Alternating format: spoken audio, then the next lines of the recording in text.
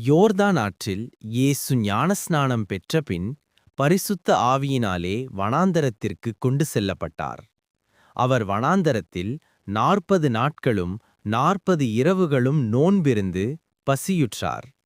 அப்பொழுது சாத்தான் அவரிடத்தில் வந்து, நீ தேவனுடைய குமாரன் என்றால் இந்த கற்கள் அப்பமாக ஆகும்படி ஆணையிடு என்றான். அதற்கு இயேசு, இறைநூலில் எழுதப்பட்டிருக்கிறது, மனுஷன் அப்பத்தினாலே மட்டுமல்ல, இறைவன் வாயிலிருந்து வரும் ஒவ்வொரு வார்த்தையினாலே வாழ்வான் என்றார்.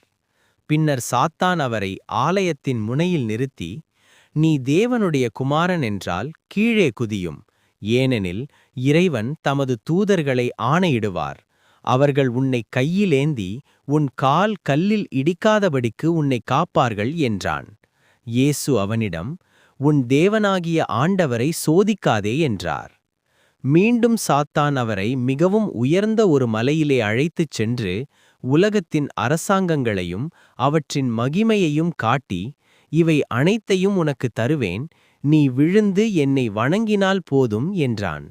அப்பொழுது இயேசு, அப்பாலே போ சாத்தானே, இறைநூலில் எழுதப்பட்டிருக்கிறது, உன் தேவனாகிய ஆண்டவரையே வணங்கி அவருக்கே சேவை செய் என்றார். அப்பொழுது சாத்தான் அவரை விட்டு விலகினான். பின்னர் தேவதூதர்கள் வந்து அவருக்கு சேவை செய்தார்கள். சோதனைகளை ஜெயித்தவர் நம் இயேசு கிறிஸ்து. நாமும் சோதனைகளை வென்று வாழ்வோம். ஆமேன்.